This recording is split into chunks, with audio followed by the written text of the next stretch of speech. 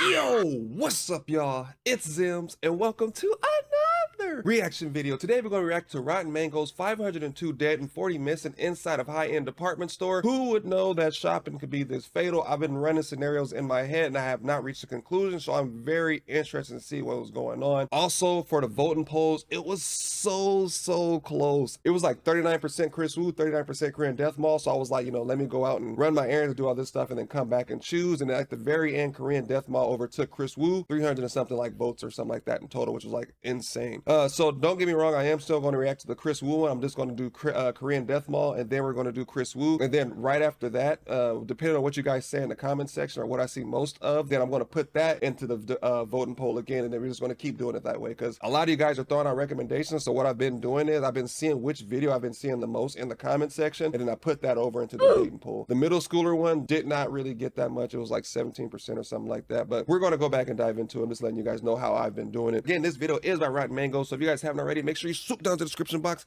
click on that link, go watch this video in entirety, because I'm going to be pausing, stopping, and talking through the whole thing. If you guys are new to the channel, my name is Zems, and welcome to the Crow's Nest. Hey, thank you guys so much for the 8,200 subs. We were just at 800. You guys are like killing me right now. I feel like I'm dreaming. So thank you guys so much for the support, man. I hope you guys continue to tune in and watch my reaction content as well, and be along for the journey. Mina was shuffling through the children's clothing racks, and she feels this little tug on her skirt. And she's asking her son, "Okay, yeah, what is it, sweetie? Do you need something?" There's no response. So Mina pulls her eyes away from the clothes, and she looks at her son. He's like 6 years old at this point, and his eyes are bulging out of his head. He looks petrified. And she's like, "What's wrong?" And this little kid, he's Korean, he says, "Oma, we've got to go home right now." "Why? What's wrong? Do you have to go potty? Like, I'll be done in 10 minutes. Can you hold it?" "No, the ajashi said that we need to leave right now."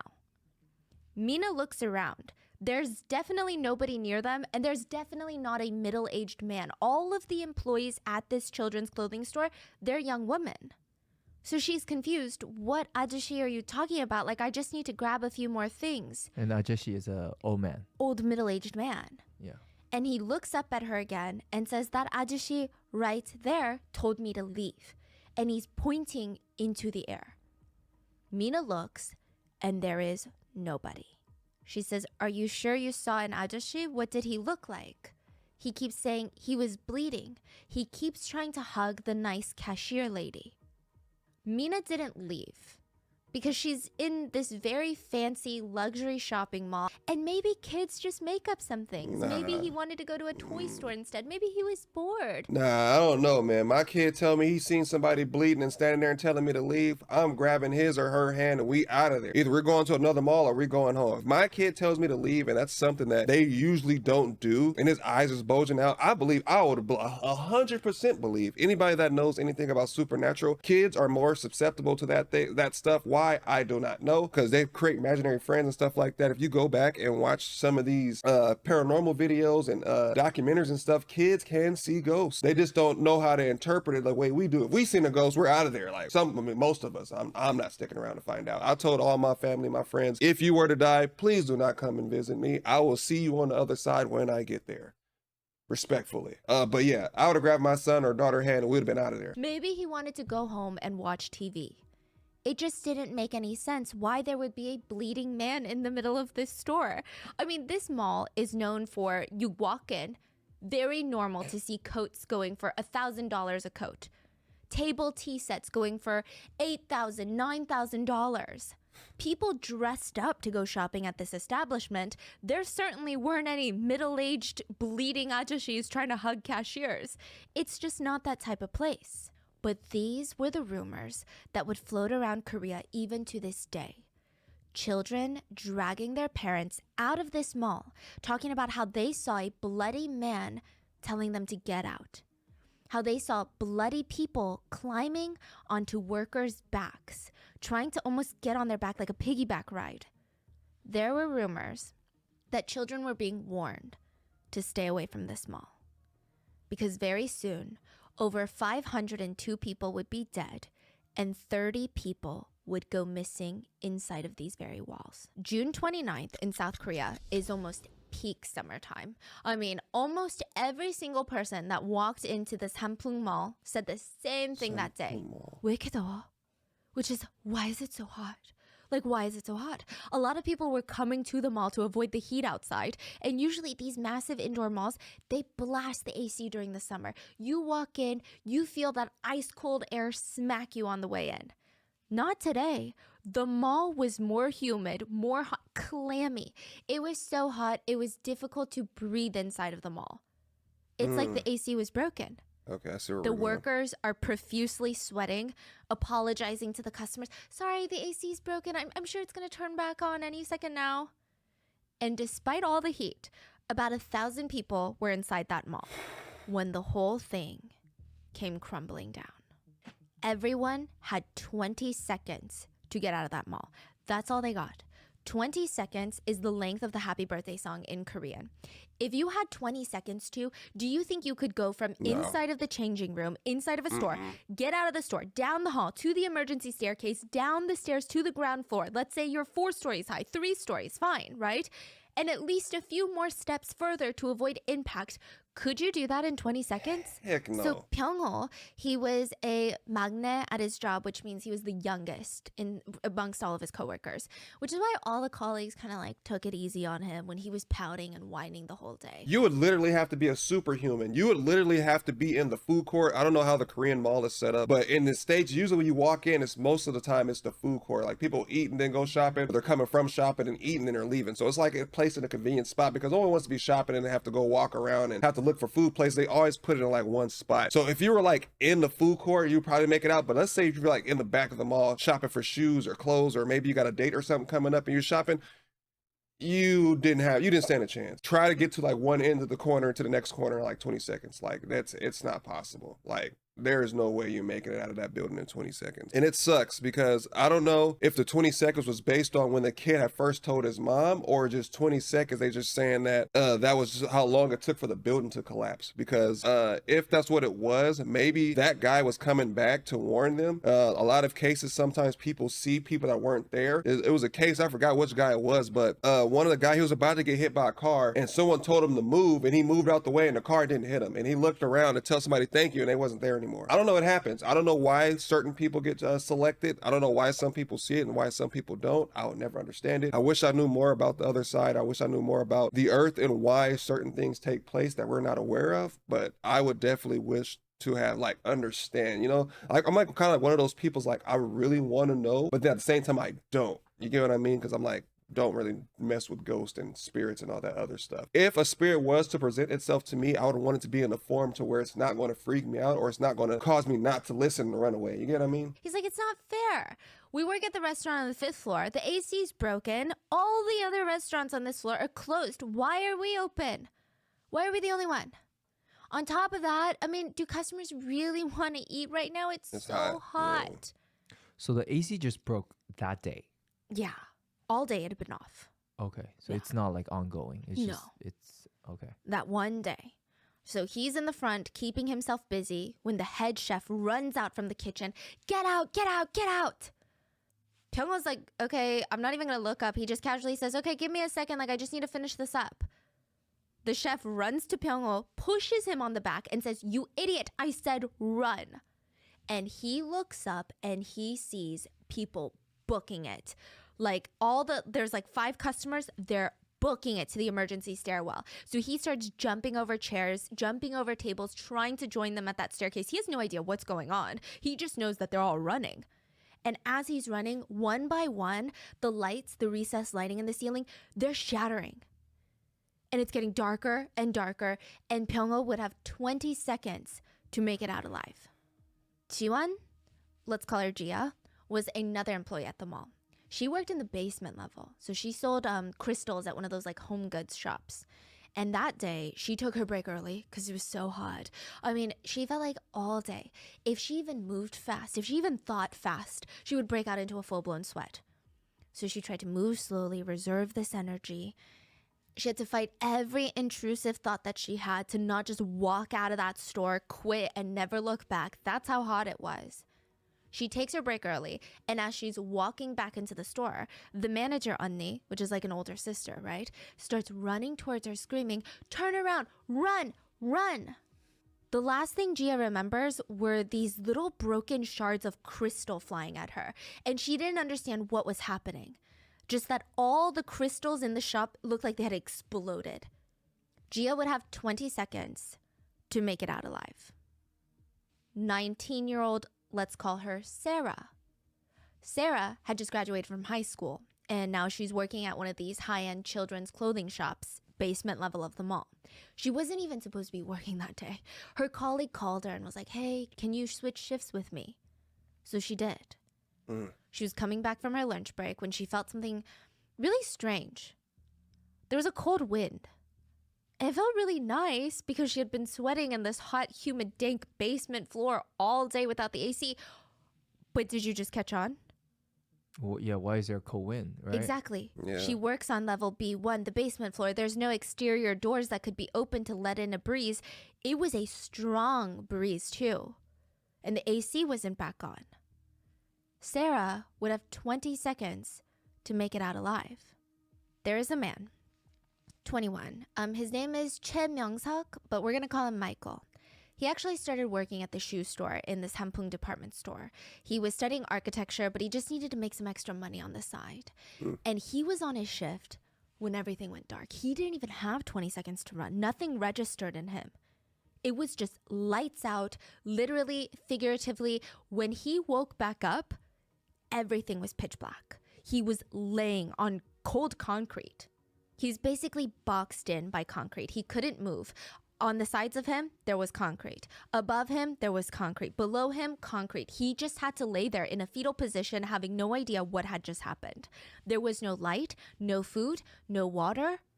He tried to kind of push up against the jagged concrete, but he was worried that any sort of movement would cause the concrete to completely crush him. Even the air supply felt stale, dusty, and limited. The panic starts to kick in. I mean, I would panic too. Imagine you just doing something and then you wake up and then you're surrounded by complete darkness and concrete. Like, what do you do? Am I still alive? Where am I at? What happened? Like, I couldn't even fathom that. And I know a lot of people that's probably in the comment section that's claustrophobic. This is probably their worst nightmare. Like, my biggest fear, even though I'm not claustrophobic, is crawling through something and getting stuck. That's like my biggest fear. And I think one of the videos I reacted to a long time ago regarding Mr. Ballin was a guy that was going through these tunnels and stuff and he got stuck. And they tried their best to get this dude out and they had to leave him in there. The spot that he was in was so complex that if they were to send somebody else in there to get him, they would get stuck as well. So they had to make a group decision to kind of like, we have to leave him down there. And I think to this day, his body is still in between those little crevices and whatnot. Like, that's like my biggest fear. I really hope that she shows like a simulated 20 seconds of how long you got to get out of there. Mind you, some people like to know what's going on. Like, some people are like, why are you running? Why is everybody running? Like, some people will pick up and run with everybody else, and then you have the other ones like, what's going on? Why is everybody running? I'm not going to run. I want to know what's going on. Like, the guy was like, run. He was like, hold on, give me a second. Now you just lost 2 or 3 seconds saying, So imagine all the other people around the mall that's kind of like, why is everybody running? What's going on? And they're looking around to see what's going on, and those people are running and you're losing precious seconds and you don't even know why. So a great rule of thumb, you see everybody running, run with them. I'd run too. You see people running from a certain direction, I'm running too. If it looks out of the ordinary, run. He's like getting claustrophobia. And in any other situation, I think that this would have been terrifying. But he started hearing a woman's screams. And she's screaming, "Save me! Save me!" He said that he felt kind of happy that he wasn't alone in the dark. Oh, okay. So he starts screaming back, "Hello?" There were now 2 voices responding back at him. So one was Lee Sung-yeon, a 25-year-old woman that worked in the kitchenware shop, also on the first basement floor, and an ajumani. So that's like an older auntie customer. Okay. So these are a lot of like basement workers, right? Yes. Is it because there's a higher chance of survival? Oh my Everyone on gosh. floors 1 through 5, unless they were out of the building, they would die. So they were all trapped. Just like Michael, the ajumani, the woman, they're all trapped. The ajumani could barely talk because she was actively being squashed by the concrete, like on her chest. Ajumani is The customer. An She's older woman. yeah. Yeah. I would say maybe like 50s, 60s. Poor lady, And man. she told them in all these gasp breaths, like, there's a heavy piece of concrete on my chest. I can't talk. So the two, Michael and the other kitchen shop worker, they tried to help her not panic so that she's not going to hyperventilate, because there's no way for her to even like take in a big breath of air. So in small breaths, in very kind of like she's drowning, she tells the others, my daughter turned 30 this year. And there was just this lingering silence, because it's a reminder of everything that was outside, and they don't know what to say to that. Yeah. So they fall silent. Michael feels these tears coming down the sides of his face, and he says, then let's get out alive. And the three promised each other, okay, us three, we're gonna get out alive. And then everything went black again. Michael and the others, they kept falling asleep, coming to, falling asleep, passing out. I wonder if it's the air supply that was cutting them off. It was hard to even gauge how long they had been in there. Michael asked the others, hello? How long have we been in here? The 25-year-old worker responded, but her voice sounded really weak. I think a day, maybe 2. I don't know. It feels like a week. Ajumani, are you okay? Silence. And then they started panicking. Ajumani, you have to wake up. You gotta wake up. Your daughter just turned 30. Michael would never hear her voice again. She was gone, and she would never get to see her daughter turn 31. Yeah. Not long after, the 25-year-old kitchen worker called out for Michael and said, Michael? Yeah? I think I'm gonna go now. Please tell my family I love them. Michael said that after that, the fear of death had never been so strong. Like, he could almost taste it. It gripped his entire being. He said it's very hard to explain. He had never felt anything like that. He was all alone. The two others that had, quote, survived, they were now dead. He felt like it was only a matter of time until he died, but it's a slow, agonizing wait. And then I kind of felt like the auntie that she was referring to, I felt like she knew she was going to pass because of the weight on her chest. And after some time, it's like it's going to get harder to breathe, and you're not going to be able to breathe and pull in oxygen like you normally would. Or maybe the rubble was starting to settle and it pressed on her a little bit more, and she couldn't speak, and she just ended up passing away in that manner. And then the other guy, there's a lot of cases of that as well, of people just knowing that it's their time to go and they just accept it. So I don't know if he's just accepting it or if he's just, I wouldn't say quitting, but like he's tired of fighting pretty much. You get what I mean? Like I feel like her not responding kind of took a toll on him, and he's like, yeah, I can't do this. This is too much for me. And he's just gonna just let it take him. Hopefully I was able to explain that. Sometimes my words sound better in my head than when I actually like speak out. So, but yeah, I really hope that he keeps fighting. I really hope the other guy keeps fighting. Make sure he holds on. But if you're just imagining yourself being trapped somewhere and everybody's like, okay, we're all three going to make it, and then it's like all two of us are going to make it, and then now it's like it's only me. It's very sad, man. And the last thing that she could think of was her 30-year-old daughter. I really hope that he was able to make it out and at least tell her that she was thinking about her during her last moments in life. So that's very, very sad and it's unfortunate. But I really hope the other guy kind of like doesn't let this extremely negative situation kind of like pull him to the other side, if that makes sense. He started feeling delusional from the anxiety, the hunger, and then all of a sudden, he just felt so thirsty. He didn't even feel scared anymore. It was all he could think about was water, thirst. It's like he was going crazy. Right at that time, someone answered his prayers. While he was feeling delirious, water started dripping onto his head. He didn't even know if he was dreaming. He genuinely thought, am I hallucinating? Like, you know, when you see the lakes at the desert and you keep walking towards it? He thought it was that. But he scooted so that the water would drip directly into his mouth instead of his forehead. And he started drinking the disgusting water that was dripping into his mouth. He felt around with his hands in the dark, and there were these few pieces of like dusty, I don't even want to call it like paper, more like cardboard boxes. And he grabbed them, wet them in the water, and he slowly laid there, ripping it, shoving it in his mouth, chewing and eating it. He was so desperate to just fill his stomach with anything. that acid was just killing him.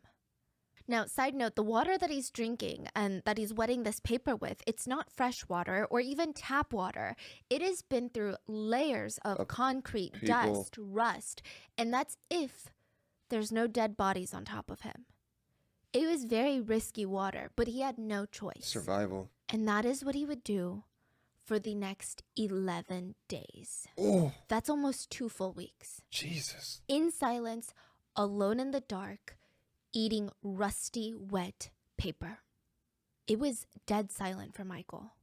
He had no idea that on the other side of all these layers and layers of concrete and twisted metal, there were thousands of people trying to save him. All hell had just broken loose. This was happening on a random Tuesday afternoon. There were commuters, office workers, families driving near the mall, out walking on the streets. They hear this crazy, almost deafening noise. They look to their left. I mean, some of them it's their right. And this entire shopping mall, one of the most iconic buildings at the time, because it's like this salmon pink color. Everyone knew that Sampung Mall, right? Pancaked. This Jesus. mall that was Look at that. 10, 20 stories tall now looked like a 1-story building. Pancaked. A pile of rubble. It wasn't even like an avalanche where, which I know those things happen very quickly, but you watch those videos and you see things are slowly falling and you can't stop it, but it comes closer and closer. This was 1 second the building is standing up tall, totally fine. The next second, it's on the ground. All you see are skies. The first thing on everyone's mind was North Korea.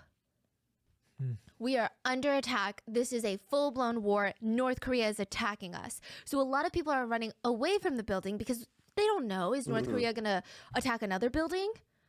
But a lot of people were running towards the building to try and help anyone they could. And it was like a group of zombies were seen walking out of the mall. Their faces, their hair, their whole body was white, like powder white. Some of them had even patches of bright red blood on them, but the rest of their bodies, powder Jesus. white. Even their eyelashes were white. It's like someone threw bags of flour at them. There was so much sand, rubble, cement, particles in the air that anyone within an 80 feet radius from the mall was covered in white powder. Wow. At this point, breaking news is playing on every single TV station news network. Sampung department store has just collapsed. There are an estimated 1,000 people inside at the time of the collapse. As of right now, investigators do not know the cause of the attack. There is speculation that this could be the work of a terrorist attack by North Korea. Hundreds of ambulances, fire trucks, they rushed the scene. About 4,000 official personnel. So, you're talking firefighters, police, soldiers. They start arriving at the scene. They bring in helicopter cranes, heavy machinery, and the whole situation was so tricky. It is, because you have to move pieces. A lot of times people think the rescue efforts are fast. They don't, because you have to move concrete. And when you move concrete, other metal beams and stuff like that slide. So if you move something, you could be potentially hurting someone or killing somebody else that may be underneath that rubble. And then when you're using like recovery tools and saws and all this stuff, pickaxes and all this stuff, you could potentially be hitting people. So it takes a minute. So they don't want to be adding to the death toll. So it's going to take a little bit longer. And then depending on where you're at, like them, they're in the basement. So they had 5 floors that collapsed on top of the basement. So now they have to rescue people from the 5th to the 1st, remove the rubble, and then get into the basement. So he's down there eating paper and drinking dust, debris, glass, bricks, cardboard. He's probably drinking blood. Like, it's all that stuff is infused and it's going in his mouth for 11 days. This just shows you, like, some people, like, when they do not want to go to the other side, they're going to do whatever it takes for them, like, to survive. I believe, I don't even think I could do something like that. But then again, I've never been placed in that situation. I've heard stories of people like, well, they had to eat bugs and eat raw flesh. And there was a movie on Netflix where they was eating each other. Plane had crashed somewhere over in the mountains and it was snowing. I forgot the name of the movie, but they were eating each other after some time. They were making like jerky and stuff. And I was like, I couldn't do it. But then again, I've never been in a situation to where, do I want to live or do I want to die? And I don't really have much of a choice, So this is extremely scary, especially if he had a wife or a mom or dad or somebody waiting for them to get home, and they don't know if they're alive or not, and they're still clearing the rubble, and it's like 11 days and he's still down there. I can only imagine what it's doing to his stomach. Like his psyche, I don't think he's ever going to be the same again, even if he does make it out alive. I really hope he does, but like being in the dark for so long is going to trigger a response later on about in the dark, you know what I'm saying? Or certain smells of dust. Like this is going to be with him for a long period of time. I'm curious to know, because she said it wasn't North Korea, so I'm thinking like maybe one of the beams, maybe it was like super hot, and you know the amount of people was in there caused the building to collapse. I don't know, but I'm really interested in finding out what it is. There's two main issues that the rescuers are confronted with. So the first being that the left and right edges of this building have not collapsed. It's like someone cut out just two edges of a cake and then squashed the middle. But the sides are standing, and now they're starting to kind of tip each way. So they're gonna fall and hit some people. Is that? Yeah. Okay. So if you're standing in the middle of this rubble trying to dig out people, this falls, I mean, people are gonna die. Oh, and they can't even. Can they even knock it down? No. Because that will fall on Yeah. more people. More people. So at any moment, it's at the risk of collapsing. I mean, it's like a domino waiting to topple over. It looks like a strong gust of wind could take it down. It's dangerous. And the second problem was, 100%. even though that we have all of this heavy machinery, right? We've got the helicopter, fork cranes, none of it could be used. The experienced rescuers, they point out, if we use this equipment and we're not precise, if there's someone underneath a piece of concrete, the machine could easily squash them. Or let's say we're trying to pick up that concrete, we could literally rip someone in half with a crane. We could literally rip their head off. Have you ever played pickup sticks? You know, you get the same size sticks, you throw them, and then you have to take each stick out without moving the other ones. That's what this was a game of. And the stakes were really high. The rescuer said, I mean, people are going to die if we don't do this right. So the only way to save people was to use light machinery and go by hand and just pray that the edges of the building would not collapse in on them. So originally, the morale amongst rescuers was very, very high. I mean, it would be a miracle if anyone survived, but they at least had to try. But once they got to work, they said, you know, they noticed so many mannequin parts that were under the rubble. So looking from afar on the street, they could see like arms, legs, and torsos just peeking out from the rubble. And it's unsettling, but it's like, it's to be expected. It's a shopping mall. But once they lifted layers of concrete, It was a mannequin. they were people. The night before Michael was trapped, security guard Ian was alone doing his rounds. And he wasn't nervous. You know, there's cameras everywhere, big, massive gates that are closed at night. Nobody ever tries to break into one of the top department stores in Seoul. But still, it's 3 a.m. and the empty building is kind of creepy. All the mannequins are practically glowing under the dim lights. And he has to walk from each floor to each floor, and like the echo of his footsteps, that's the creepiest part. Every step, it sounds like someone is walking behind him. Yeah, no. And he's walking through this newly renovated hallway when he hears like this groan. It sounds like one of those fantasy movies where they have like monsters or dragons that are groaning or hissing. And he freezes. Okay, there's no alarm sounding, so he can't be a robber, and that's not even like a human noise. It sounded like it was coming from the top floor. So he speed runs all the way up to the 5th floor. And so earlier I said the building is 10 to 20 stories high, right? It's 10 to 20 apartment stories high. But because it's one of those fancy department stores, it's only 5 levels above ground. But each level, you're talking like crazy, like 30-foot ceilings. So double the regular. Yes, double, triple. So he's running up to the 5th floor and he looks up. He sees all these restaurants that are closed. And at first glance, everything seems normal. There's no one hiding. There's no shadowy figures, anything like that. And then he sees the moonlight reflecting off the glass of the restaurant. But not just even the moonlight. He sees the moon reflecting off. He's like, that is so weird. And he looks up. There is a giant table-sized hole in the ceiling. It looked like someone or something had taken a bite out of the ceiling.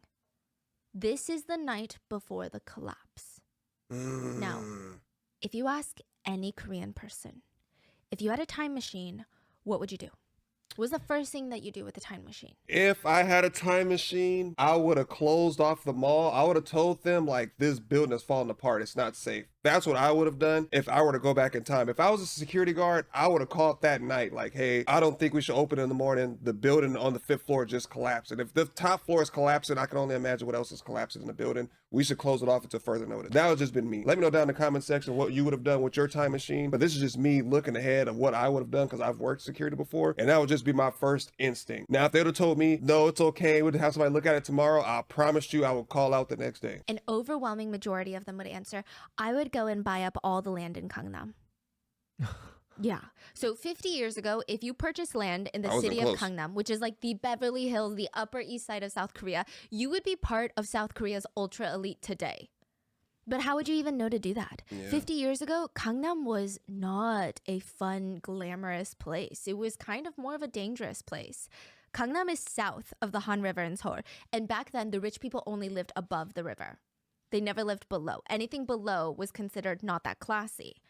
But somehow, this businessman by the name of Lee Jun, this influential rich businessman, he worked in the South Korean government. He had ties to the American CIA. He owned a massive construction company, and he focused on doubling his business every year, which is insane. To double your business every year, that's crazy. He mainly did this by buying up land in underdeveloped, not so desirable areas like Gangnam and turning it into what it is today. And side note, he's not that smart. He's not a real estate whisperer. He was a high-up government employee, and he would get word that the government wants to develop Gangnam or this area of Seoul, and he would just go in and buy a ton of land. Most of the time, he would just flip it and sell it back to the government at an inflated price.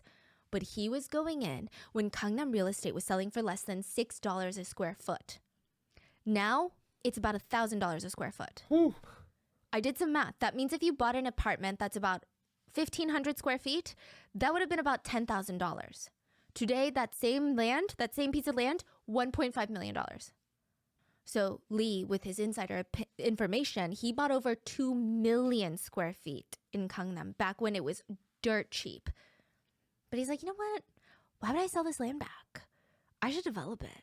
I should do something. There's new fancy schools coming into Gangnam. Like some colleges are coming in. We got some private schools coming in. We got all these.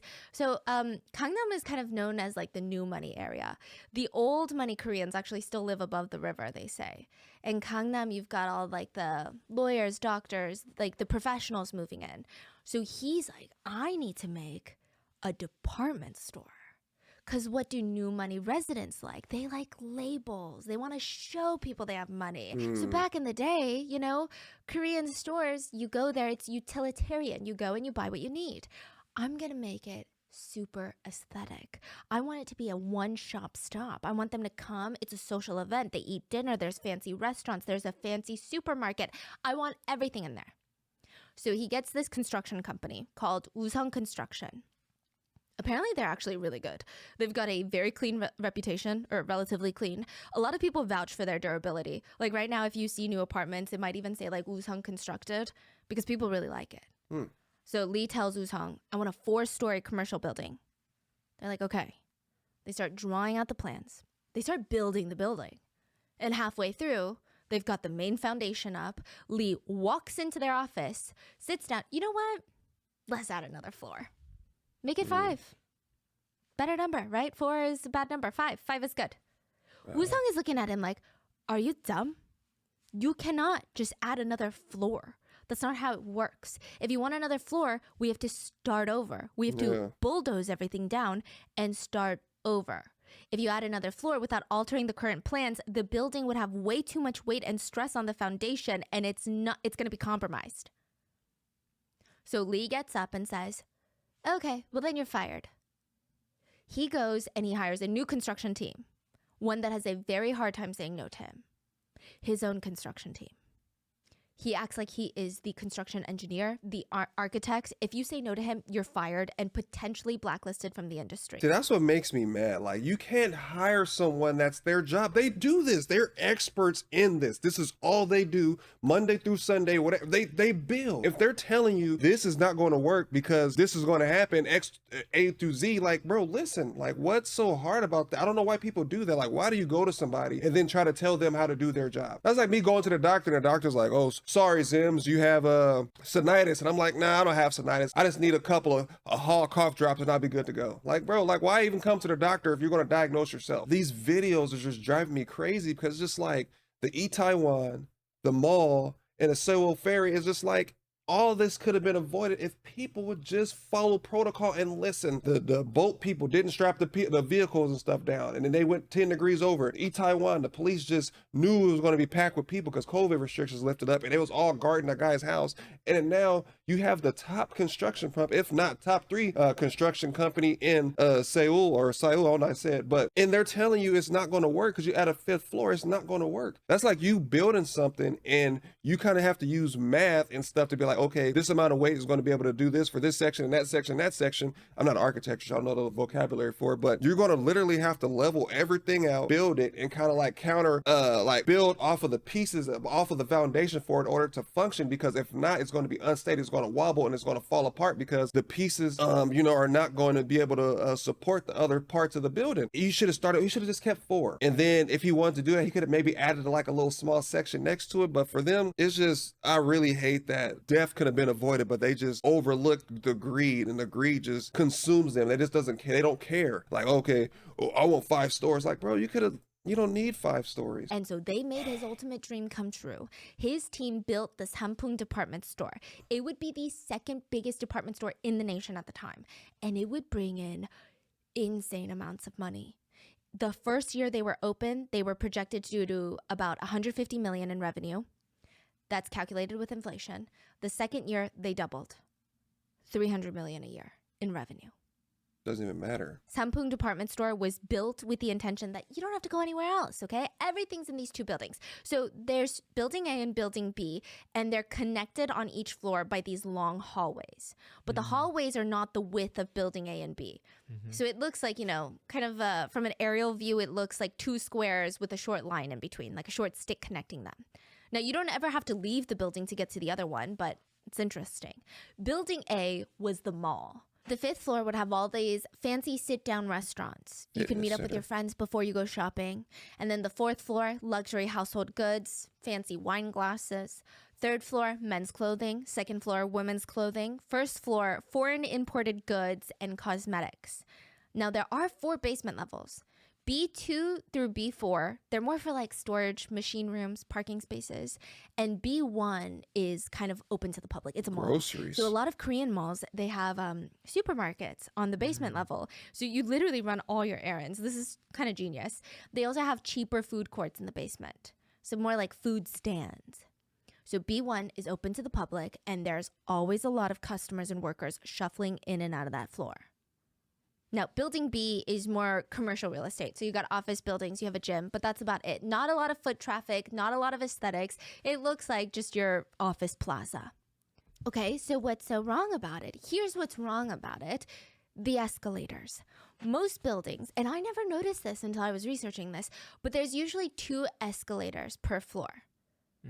And like 2 going up, 2 going down, especially big malls. And I always thought, okay, so it's more people can go up and down the escalators, manage the traffic, right? And I'm sure that plays a role. But a big reasoning behind it is apparently having 2 escalators going up and down on either side helps distribute the weight better. Okay. Okay. Well, it's a thing, okay? Apparently having 2 escalators on a floor helps distribute the weight, making it safer. And Lee said, actually, no, that's so expensive. I just need 1. So he kept putting just 1 escalator on each floor. In massive buildings, it's too expensive, but you want to add a 5th floor. Maybe if you'd have just took off the 5th floor and added what you needed to have for the 4th floor, maybe you could have made enough money to go and build your 5th or 6th floor if you want to be the most expensive. And well, you only have to shop here for all your needs. Like, think about people so much like now. Sometimes you just have to sit and wait and it'll come to you. I promise you, whatever it is that you're trying to do not rush it, man. It's not worth it. It's going to come to you, or whatever is meant for you is going to come to you. Do not go and try to put emphasis on it. Cause like for me, like I've been chasing gaming YouTube for years on my other channel. I've been trying to do gaming for 3 or 4 years and I found out it's not for me. I've been doing way better doing reaction videos. It turns out people rather hear me talk than see me play video games. It works out. Like I said, if you just sit there and let life guide you, as long as you're thinking positively, I promise you whatever you're trying to do is going to find you. You heard it here first. Keep doing what you're doing. Keep positive thoughts. Keep manifesting it. And I promise you it's going to come to you. Do not rush and mess it up. Especially commercial buildings, there are these giant rods in the middle of the open space. They're load-bearing columns. They're there to hold weight. So if you walk in to your local mall, you're going to see these giant round columns. It's drywalled. It looks pretty. But you're like, oh, why is this here? It's blocking my view. It's to hold weight. Like there's no way that you can have this massive room and just have 4 walls. Well, the original plan was to have 31-inch thick columns. It's about 2.5 feet thick. And inside, you can't see it because it's covered in drywall, but there's supposed to be 16 steel rods supporting the weight. Lee said, let's make the columns less than 2 feet thick because I don't like big columns. I want to be able to see the merchandise. And why do we need 16 steel rods? Let's do 8. This is a huge deal. The steel rods are what's holding up the weight above it. People take lack of steel rods so seriously. Recently in Korea, a apartment building company, they put in less steel rods than they were supposed to. They were exposed for it, and now that building is called Boneless Chicken Apartment Building. Yeah. There's still a building. Yeah. Boneless chicken. So I think it's up to code, but it's not as good or as much as other builders do. So they're called Boneless Chicken Apartment Building. Because why are you not, like, steel rods, seriously? Lee said that he hated the idea of thick columns, so let's cut it down. But that's not the only thing that he skimped out on costs. So this is going to get really complicated, but just like bear with me, it's so important. When you have a flat ceiling and a column right up against it, it's called flat slab construction, or at least in Korean, that's what it's called. It looks modern, it's faster to build, it's cheaper, but it's definitely not safer. It can cause something called a punching phenomenon. Imagine you've got a piece of paper and you're holding it down on a pencil. The pencil could easily punch through into the piece of paper. Now, if you were to stick another circular piece of paper on the point of the pencil and then stick another paper on top, it's much harder for you to stick through, even though it's just paper. It's very hard to punch through 2 layers. That's the drop panel. That's what it's called. So think of it as instead of walking through the mud with sneakers, you're walking through with heels. The difference is massive. Yeah. Your heels are going to poke into the soil. Yeah. But Lee, rich businessman, owner of a crazy lucrative construction company, says, should be okay. He knew that this was a bad idea. He knew this was dangerous, but it saved him money. So he was all aboard. He said, you know what, it's fine. Columns are strong. But they're not, especially when you take out half the steel rods, like half the skeleton of the column is now gone. But the worst, the biggest hazard of this whole building was the 5th floor. It should not have existed. The building was not designed to hold the weight of another floor. It sounds like, it's just another floor, but that is an additional 25% of the overall weight added, if not more. That is huge. At first, he told his team, it's going to be for a roller skating rink, which honestly would have been a lot safer. Less traffic, not as much furniture, but instead, he said, you know what makes more money? Restaurants. Restaurants are insanely heavy. Commercial ovens, commercial walk-in freezers, industrial-sized refrigerators, lots of water. Lots of water is heavy. Only thing I can think of, each time she says he wants to add something, I'm just calculating numbers in my head. When she went from 16 beams to 8 beams, I was like, okay, that's like 50 people dead. When she said, oh, we don't need that, just take that off, I'm like, oh, that's another 100. And now he's like, oh, we should add a restaurant. I'm like, oh, there's 150. Like, he's just literally tacking on people's lives for his own greed. He knows. That's the crazy part. It would be crazy if they say he was oblivious, but he knew the potentials of it. And the construction guy that allowed it to happen is just like, wow, you couldn't tell him no. Like, what, you can't tell him no when other people's lives are in jeopardy? I'll tell people no all day if it puts the lives of other people in danger. Like, shout out to that other construction company that was just like, nah, bro, we ain't doing it. I don't care how much money you're paying. And like, yeah, no, we're not going to do it. You can go get somebody else to do it, but we're not doing it. I feel like if everybody would have told him no, they would have been like, okay, yeah, well, you know, I can't do it. Maybe they're right. Or he would have kept going until he found somebody to do it, you know, because some people just don't listen. There's experts for a reason, people. Please listen to your experts. I would never tell you guys something that I'm not confident in. That's why I tell you guys, like, I either say I'm not sure or do your own research, because research or whatever I looked up a while ago may have changed. That's why I say do not take my word for it. Unless I absolutely know, then I'll say it. But I never speak on something I do not know about. Since there's going to be multiple kitchens on that floor, I mean, you're talking AC up there is going to be intense. Restaurants are also more densely packed than a roller skating rink. Yep. The entire weight distribution and calculations were going off the walls. You know those big Amazon delivery trucks? Well, the weight of the 5th floor was about 100 of those delivery trucks. Imagine parking 100 of those on the roof where it should not be. That's just the 5th floor.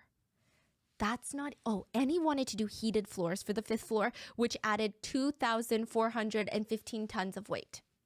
Like, you just for heated floors. He adding stupid stuff. And on top of that, there was even more. So the roof of the 5th floor on building A were these giant AC cooling towers. Like, who the hell's going to fill heated floors with shoes on? They weighed 87 tons each.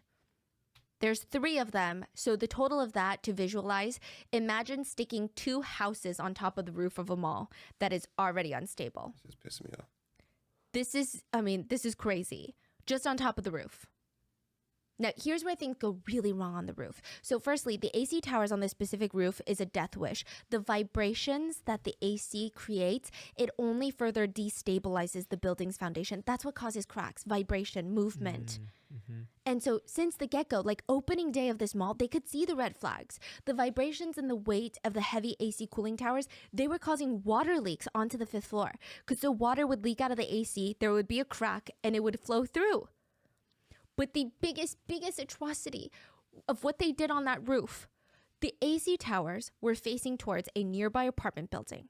All the residents of that apartment building were like, the AC towers are so loud. We're filing complaints. You got to do something about it. So they had to move the AC towers to the other side of the roof.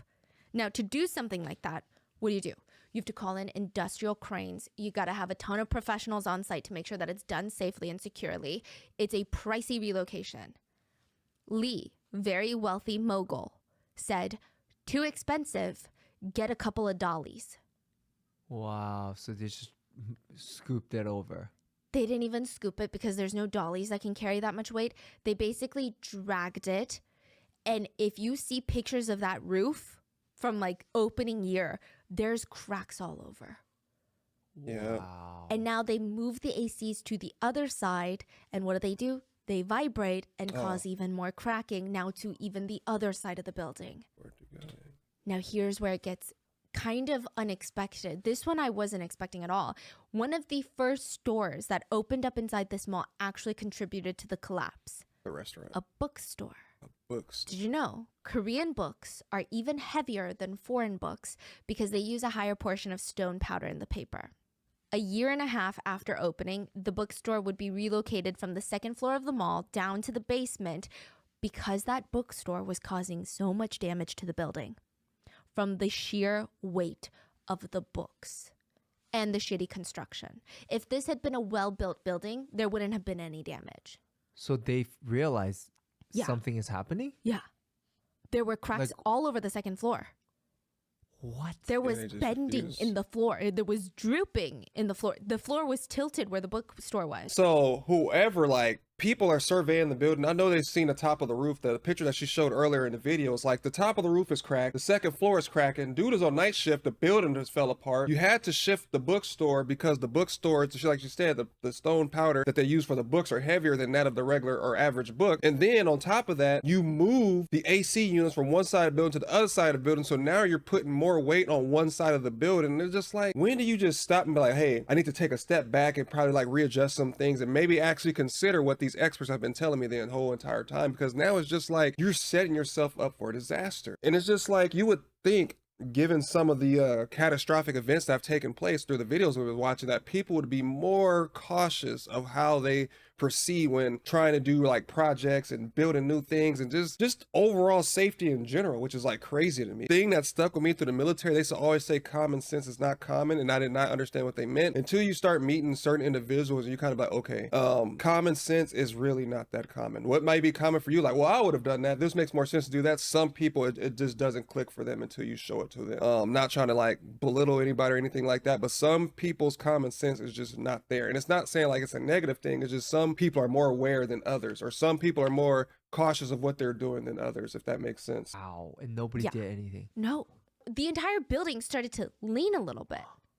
And all it would take would be 20 seconds for the entire building to crumble. And literally not a single part of this rescue was easy. End of June in South Korea is typically a very rainy season. The rain was pouring down on the rescue efforts. I mean, in theory, it might have been good since when a building collapses, there's always small fires trapped inside the rubble. You've got open electrical wires, you've got appliances, and poisonous gas, they start to spread, which, pretty quickly could kill any survivor that's trapped inside that manages to find an air pocket. I didn't think about So that. the rain, in theory, would have been helpful, but it was just a massive inconvenience. Like, the rain was not enough to put out the fires, but it was enough to slow down the rescuers. Firemen had to come in and try to calm any potential flames. And the first 16 hours of rescue efforts, 5 people were rescued. So there was some progress. 5 And people? unfortunately, 16 hours. one of the survivors would die on the way to the hospital. Then, 24 people who were trapped in the same air pocket were rescued. They were pulled out by rope. Nothing was going smoothly. I mean, they pulled them out, but there were still hundreds and hundreds of people that were unaccounted for. And the rescuers were nonstop sprinting from place to place. They're crawling inside of holes that are already unstable. They're shimmying themselves through the collapsed basement level, squeezing past these broken shards of glass beams, like shining their flashlight into whatever nook and cranny they could find, screaming to see if anyone survived. They would dig holes the size of a kitchen sink and just start crawling in there. That's They small. put their lives in danger for every second that they were there because they just wanted to save people. A lot of the people in the mall, because it was a Tuesday afternoon, were young moms and children. The family members of the missing and the victims, they all gathered. They tried to help. Random civilians that had no family members in there, they were putting their lives on the line to help save people. Retired doctors grabbed their white coats and went to local hospitals because there were way too many people coming in. A ton of ajumas, middle-aged women, they were too old, too frail to dig, but they created these organized groups and they would cook for the thousands of rescuers. See, that's what every I'm single talking day. about. Nice. But ultimately, the morale for the rescue teams was dying, which sounds bad because, how can your morale die when there's a chance that others need saving, right? But they're working themselves to the edge physically and mentally every single day, and all they're getting after the first initial groups of survivors is bad news. They're just getting bad news. Another body, another body, another body. 10 days had passed, and it's the rule of 3. Do you know the rule of 3? I don't know. No. The rule of 3. 3 minutes without oxygen, 3 days without water, 3 weeks without food, Huh. and you'll die. It had been 10 days. No food, no water, limited oxygen, and potentially injuries on top of all of that. The rescuers thought, okay, maybe it's time to go from rescue to recovery. The faster, the better. July is peak monsoon season. It's only going to get worse. We got to go. People said you could smell rotting corpses even if you were blocks away from the site. They started bringing in the heavy machinery. The chief of police asked all the family members who are still present at that site, come on, we got to do one last go before we bring in the machines. Call your loved ones. We can't hear anyone. Maybe we can hear their phone. And so all of them are standing around with their phone, calling their missing loved ones. And they're just trying to listen, but they can't hear a single thing. The U.S. actually would donate these sound detectors to help rescuers find the phones underneath. The Korean government was already equipped with heat sensors, which is typically used to locate bodies. But the heat sensors, they work with infrared light. And when it rains, the raindrops scatter the infrared. And it becomes wildly inaccurate. 11 days had passed, and now rescuers were like, okay, no one survived. So let's bring in the machinery. Michael thought that he was going to die in there. But on the 11th day of rescue, a rescuer stopped, he blinked, he scrambled, grabbed his flashlight from his back pocket, and flashed it into the hole. Hello? Is anyone there? And he put his ear up against the hole, and this tiny little voice says, I'm here. The other rescuers, they don't even believe him. So he's like, come. And they all make him say, I'm here again. And everyone starts swarming. I mean, 11 days in, they had to penetrate an extra 4 feet of thick reinforced concrete to get him out. He was out at 8:30 a.m., 230 hours after the collapse. Yo, that made me so happy. I wish you guys could see the hair stand up on my arm, but I got tattoos. Hopefully you guys can see it a little bit. But yeah, you can see a little goosebumps a little bit. Yo, that's insane. Like, I don't think you guys understand how, like, what are the odds? Like, they've been shining flashlight in these little holes and like all this rubble, like piles and piles of rubble. And he just happened to hit the direct spot where Michael is laying. That dude has been down there for 11 days, drinking debris and water infused with like poisonous materials, eating cardboard, and he just happened to stop right there and listen. And he, like, miraculously, it's like he still has a voice. And even when, you know, he was trapped on all that pallet, I would have thought like he would have lost his voice or something like that, because remember, he was going in and out of consciousness. So for him to be awake at that exact moment, that's just, I don't know like how to explain it, but like the feeling of relief, I can only imagine when he heard that voice. He probably thought it was like, am I hallucinating right now? He's like talking to himself, and he's just like, no, you're about to get rescued. Like, and you know, I don't want to just sit here and smile. Like, I'm not forgetting about the other victims, but like they said, like you start digging in body after body after body. It's like you're seeing kids, women, you know, it takes a toll on you. So for them to see like that one person, I think Michael is going to give them that hope to kind of like, if there's one alive, has to be others alive, and they're going to start digging faster and helping people. I really hope that's the case, because like, is that little piece that I tell you guys to take from every video and turn it into something positive. I think Michael is this positive piece that's going to give these first responders and doctors and all these other civilians that are standing around trying to help and do their part, is going to give them a little bit more motivation in hopes of saving more people. So we're going to find out. He was carried out on a stretcher, and he waved for the cameras. Look at Volunteer rescue workers, they're all cheering, they're all clapping. I mean, this was the victory that they needed. Yep. They're like, take the machines off. We're going back to hand. If Michael survived, there could be others. Meanwhile, Gia did not share this excitement. She thought she was going to die. For the past few days, the concrete on top of her face was coming closer and closer and closer. It was pure torture. The air was getting stuffier, and she felt panic. The walls are literally closing in on her, but in the slowest way possible. She wanted to scream like, oh my God, just squish me already. Wait, she's the 25-year-old? No. Oh. A different worker, yeah. Oh, okay. Now, the anxiety of it about to come down was worse than just dying, she said. Yeah. I mean, she was buried in a pile of concrete, laying on her back, so her legs were trapped under a concrete pole. And she was thankfully in an air pocket, but she can't move. So at first, Gia is screaming her head off, hoping that people can hear her. She's like, hello, I'm here, I'm here. But nobody came. So she just said she kept falling asleep. That's all she could do. I don't know if her brain forced her to sleep. She just said, I kept falling asleep. I kept dreaming that I was home. I just wanted to go home. And I kept thinking, oh my God, my dad is sick. My mom is worrying about me. And now I'm going to be even a bigger burden. 58 hours passed. So like 2.5 days in. Remember the rule of 3? 3 minutes, 3 days without water, 3 weeks without food. 2.5 days in, she's so thirsty. At this point, she can't even think about anything but her thirst. And water starts flowing. Lorraine. And she takes a sip and she immediately coughs it out. She had rust water coming in. She waited till more water came in, and instead of letting it flow directly into her mouth because it tasted so disgusting and rusty, she grabbed a piece of her clothing, soaked it in the water, and then just kind of wet her lips with it. She had no idea how many days had passed. All she knew was she was starting to hallucinate. The part where her legs were trapped, she felt like her legs were walking. She felt like her legs were floating at one point when it clearly wasn't. She was like losing her mind. She was losing sensation in her legs. She just kept going back to sleep. And then the next thing she knew, there's heavy machine sounds and the concrete's just getting closer and closer and closer. Would they push the concrete until it completely suffocated her? Would they push the concrete till it squished her? Like, what's going to happen? Yeah. Would the excavator just come down and rip her up? Her bottom legs are stuck, so she'd be ripped in half. Gia felt terror. sheer terror. She only had like 10 inches left when all of a sudden she hears a voice. Stop! Stop! Do you hear something? At around 2 p.m. on the 13th day, Wow. a rescuer saw her foot. Oh my lord. And they yelled, "If you're alive, move your feet."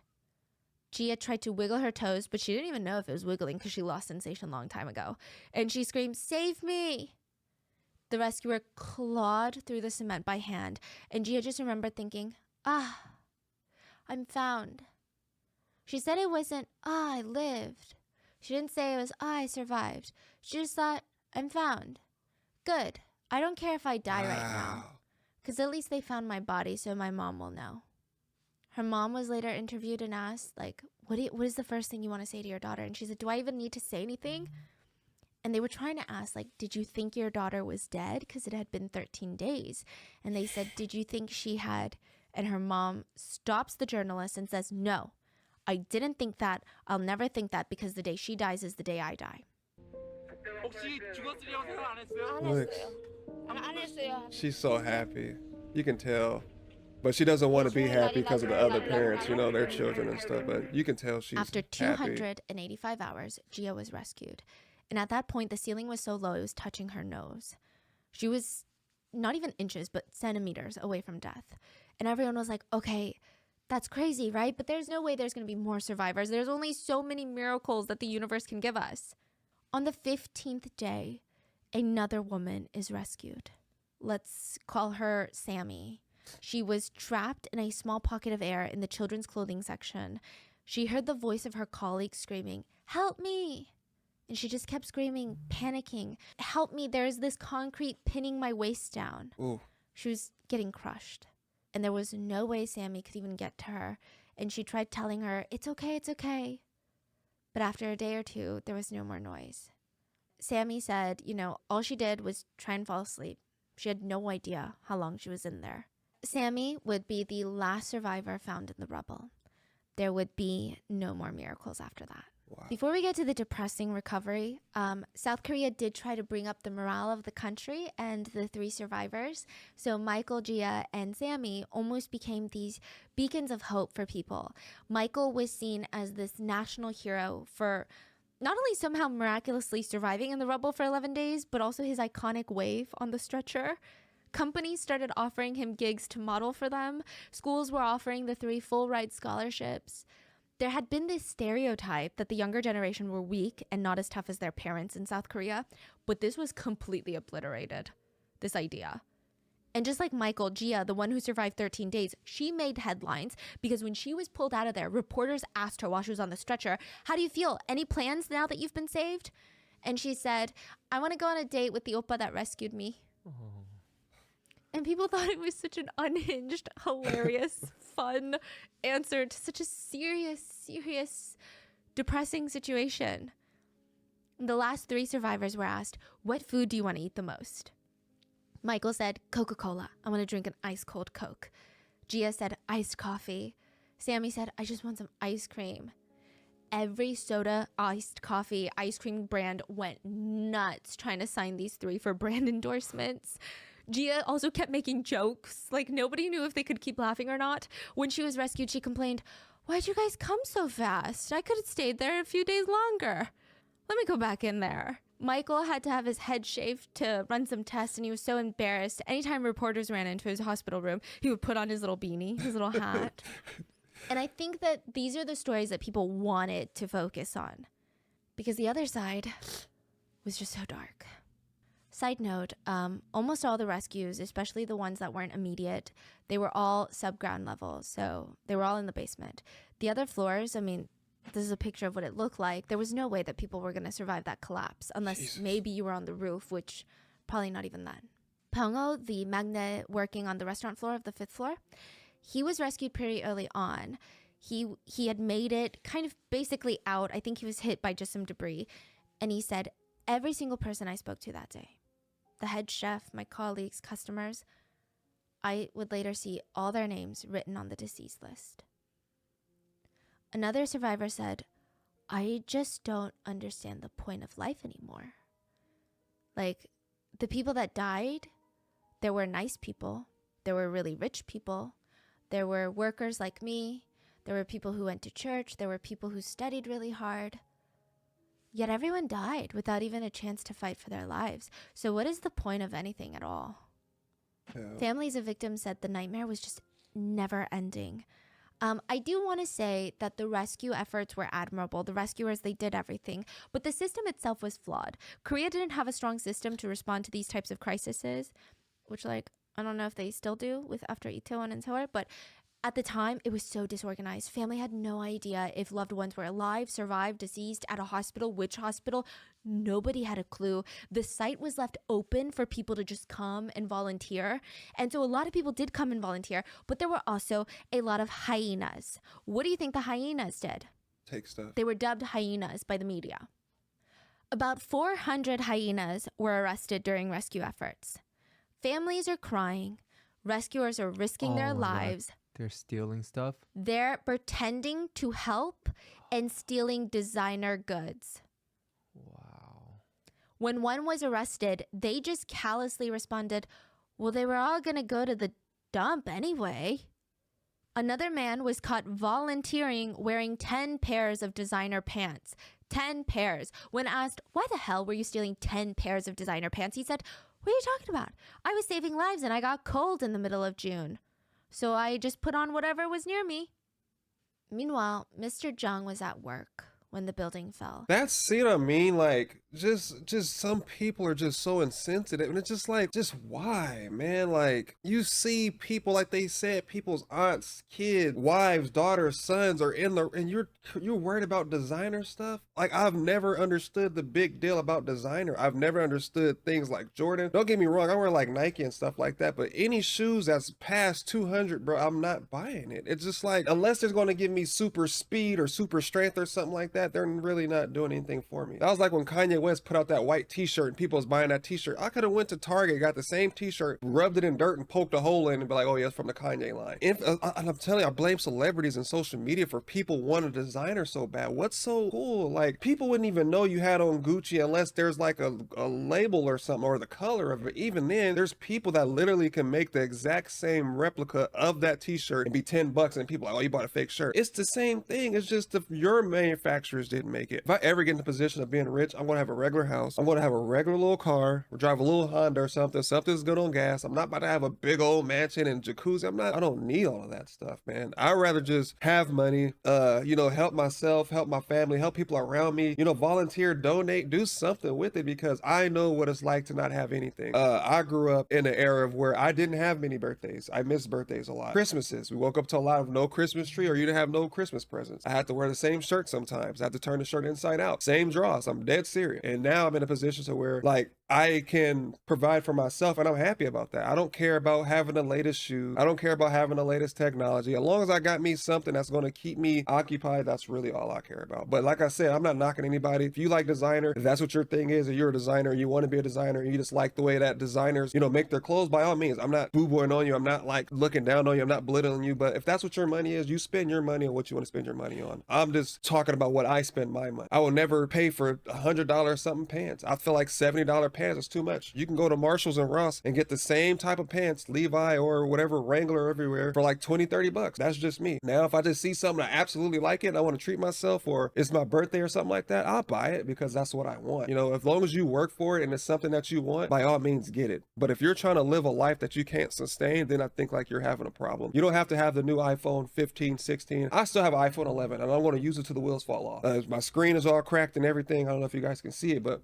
my screen is all cracked and broken and all this stuff. I'm not changing it until it's literally on its last leg. And I just think it's really crazy that all these people are dying. The only thing you can think of is designer clothes. Not the person that used to be a human being. Not somebody that had a family. Not somebody's loved one. Not somebody that had dreams of being a doctor. Not somebody that's, they maybe wanted to play in a sports league or something, or be a stand-up comedian. Only thing you cared about is material. Stitching.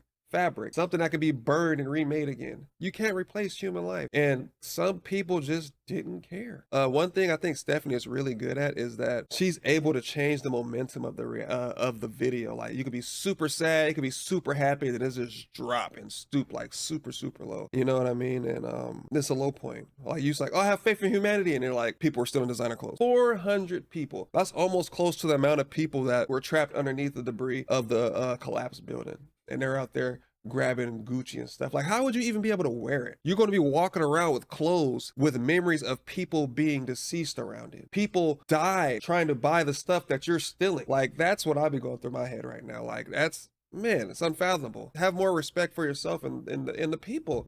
I think it's more of a respect for yourself type of thing. Like, knowing what to do, what's right and what's wrong. Oh, I was cold. Go get a jacket, man. It's been open for 13 days. You can go home and get a jacket. You don't got to keep putting on pants. He's an attorney, and he didn't hear about it until way later. He was at a 회식 with his coworkers, and they were drinking, they're eating, and he just had this pit in his stomach when people were like, oh, you didn't hear about the mall?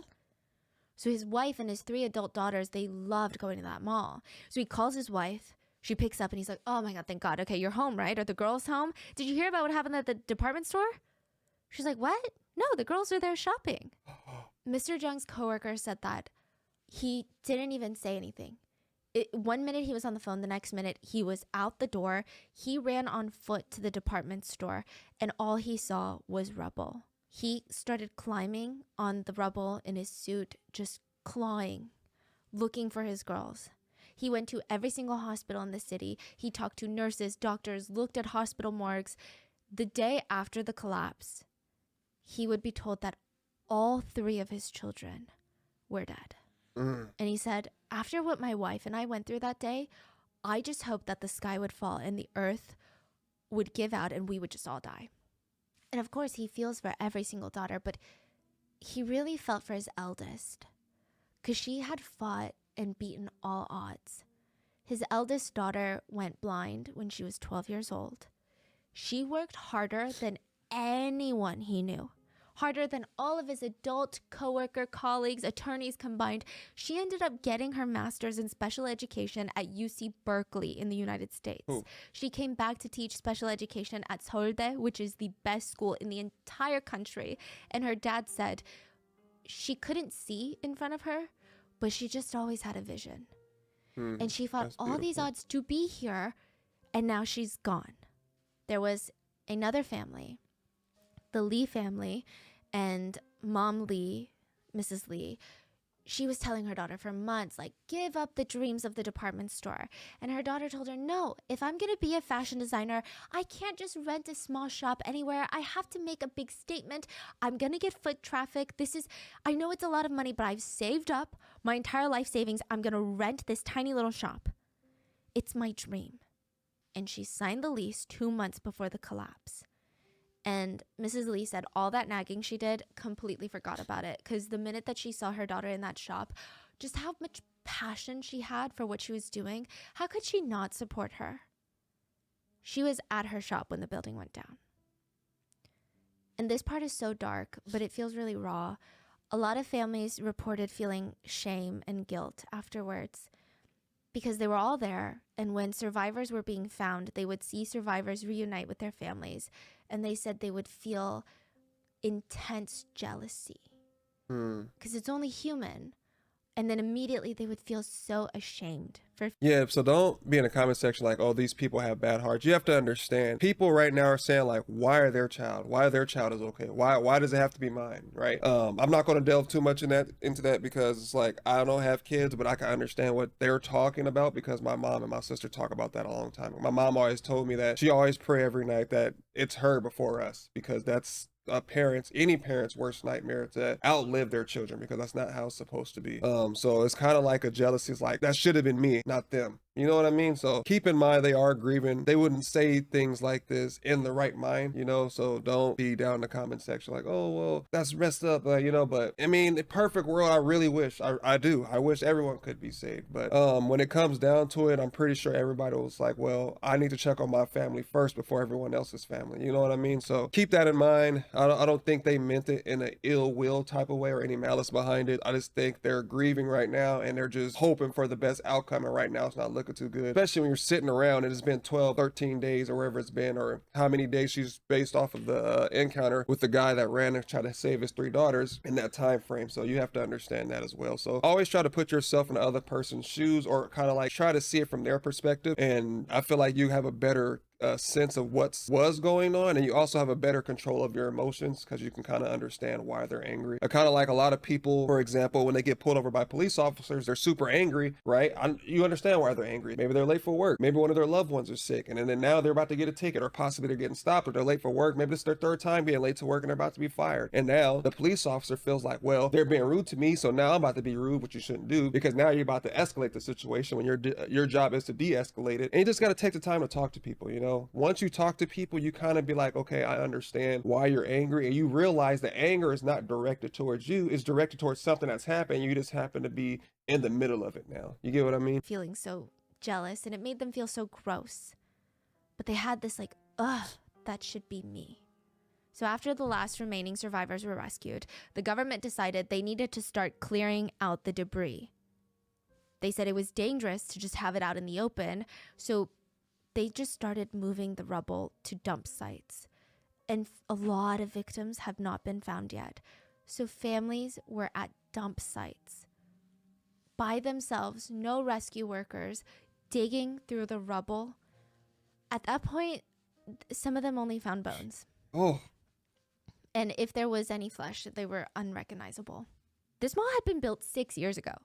It wasn't even around for, I mean, you go and you look at houses in LA, there's houses from like 1920s still up for sale. Yeah. So for it to collapse, injuring over 900 people, killing 502 people, and resulting in 40 people that are still considered missing to this day, it doesn't make sense. The public is like, we want answers.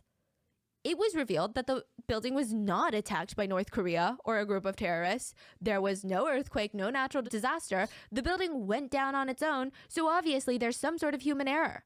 So they found the owner, the Lee family, and journalists start hounding him with questions. And look, the way that this man answers questions does not help him in the eyes of the public. They said, "Did you do a safety inspection on the building?" Mr. Lee said, "Look here, we've got many people coming in and out of this building. Do you really, think about it. Do you really think if we knew that the building was going to go down, we would keep it open? Of course we did safety checks. It was received by the president of the building. I am the owner. I only attend meetings once a week. So you'd have to ask management to clear up those answers." In other words, we have no motive to keep the mall open if we knew it was going to collapse. Bull But crap. as a company, it's not just about injury to customers. It's about company property. He's comparing 502 people dying to losing a mall. I think it's clear what he's trying to say. Of course, everything was great and we knew nothing about this, because think about it. From our standpoint, would it be logical to ignore such a big safety concern if it would ruin our company? But the delivery was disgusting and nobody believed him. He would also try to argue that if the building was so dangerous, why was he in Building B when it collapsed? But he This- survived. Building B did not collapse because Building B had sturdier columns because it wasn't a mall, so they didn't need to display merchandise. They didn't have all this heavy machinery. There was no one in there also. They didn't even have the massive AC units on the roof. The audacity for him to say that. If it was so unsafe, then why am I still here? I don't know. If it was super fucking safe, then why are 500, 900 people injured or dead? I hate people like this, man. It me off, because it's like, why the would you say something like this? Why would you say that? Oh, well, I made it out alive. You head. And this whole argument backfired when it was revealed the reason that Mr. Lee was even in Building B to begin with was because there was an emergency meeting about whether or not the mall should be evacuated. That's what they were doing, debating whether or not to close the mall when the mall collapsed. The meeting lasts for hours and executives were arguing. So Lee and his son, who is the president of the mall, they were arguing that it's going to be bad for business.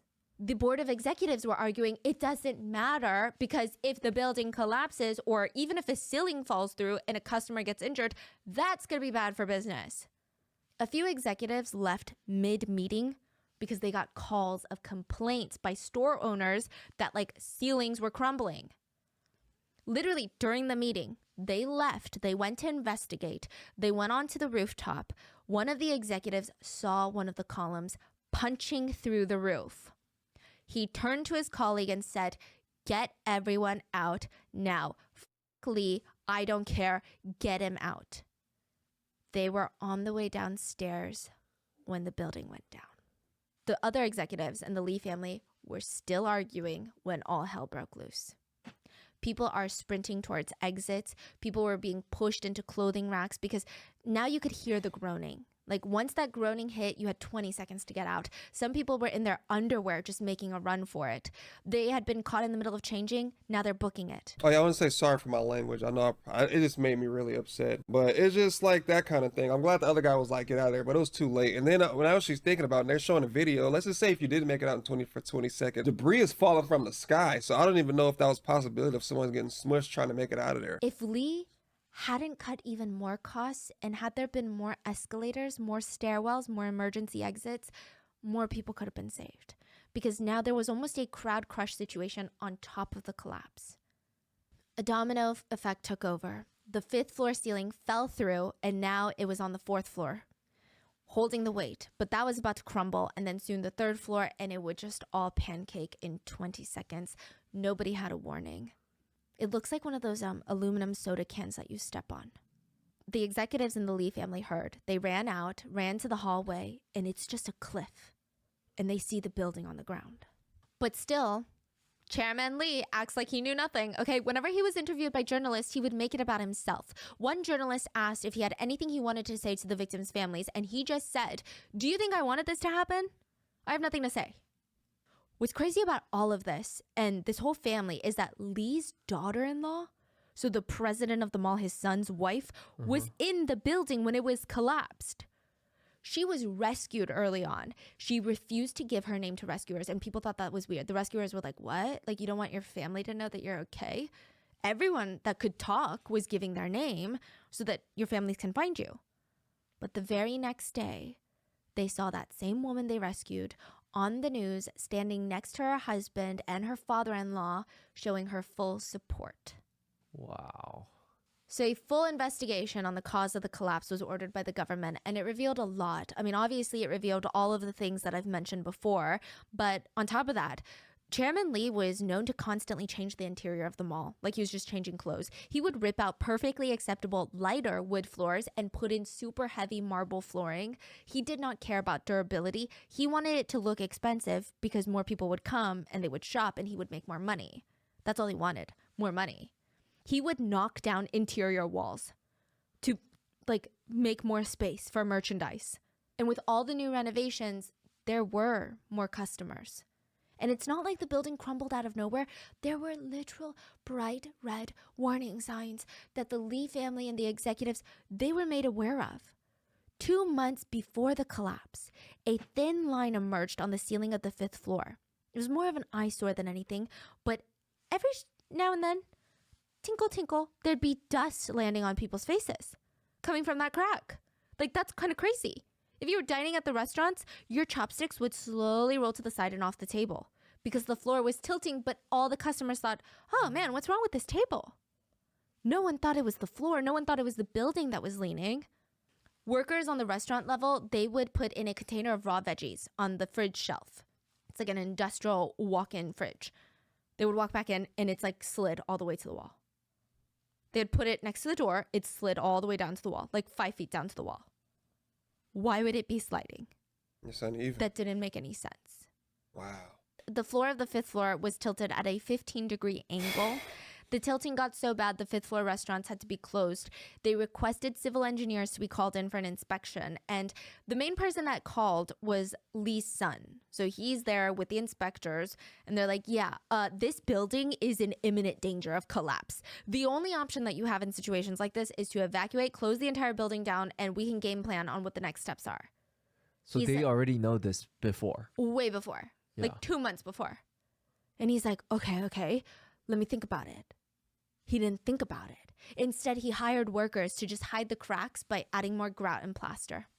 He was like, as long as the customers don't see, because this month was crucial for them. June and July were the summer sale months. This is another illegal thing that they're doing. In South Korea, you can only have a sale for 2 weeks. If he would have just knew what he wanted before building, this would have never happened, man. Dude did not know what he wanted. Like, if you just go based off what Stephanie's saying, he was indecisive. He did not know what he wanted. Give me 4 floors. No, 5 floors. Oh no, wait, not lightwood flooring. Let's do marble instead. Oh, okay, not marble. Let's knock out this extra pocket over here and put more sections. Like, if he would have literally sat down and at least used some little piece of his brain to be like, okay, this is what I want. This is how I want it. Let's make it to where if I wanted to add on to this building, then we can do that without having to come back and do reconstruction. You know what I mean? But this is what I want. Okay, do it. They do it. No, let's do one more floor. Now let's not 1 escalator, 2 escalator. Wait, instead of the 2nd escalator that could potentially save other people's lives and make my building more stable, let's put in heated flooring. Oh, what? The ceilings are cracking 2 months before? No, I'm not gonna contact the construction company. I'm just gonna have somebody come in and put a ceiling and stuff on it so it's not crumbling on people's faces. Chopsticks sliding off of tables. Tables are leaning. All this stuff, and it's like, and he doesn't care at all.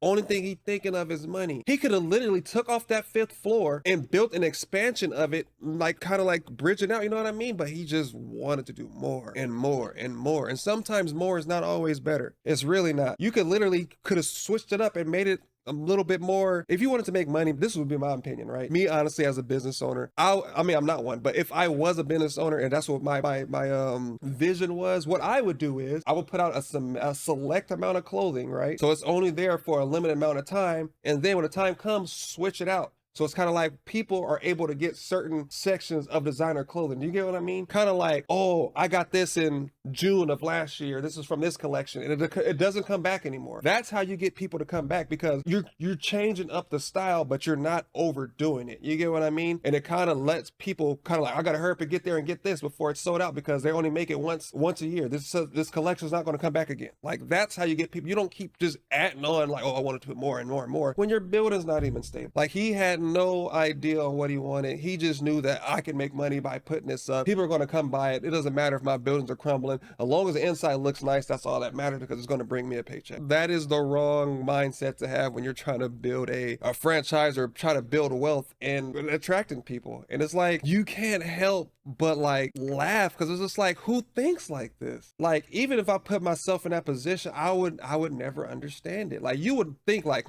I'm this big dude or big name that people look up to. Maybe I should do things according to the book and according to safety protocol so that disasters won't happen. And he just refused to listen. I don't know why. I guess it's so that stores can't like try to manipulate you into like buying things, right?